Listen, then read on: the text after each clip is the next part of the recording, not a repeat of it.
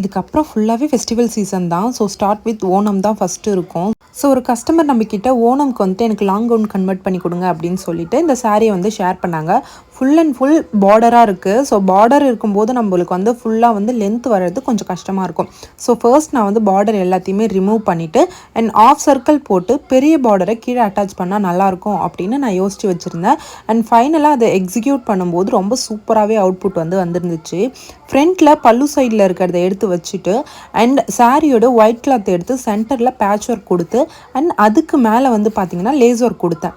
பின்னாடி நாட்டுக்கு இந்த மாதிரி ஃபயர் ஒர்க் பண்ணி அந்த நாட்டை வந்து வர வச்சு அதில் வந்து டைப் பண்ணி கையாலேயே வந்து ஸ்டிச் பண்ணி எடுத்தேன்.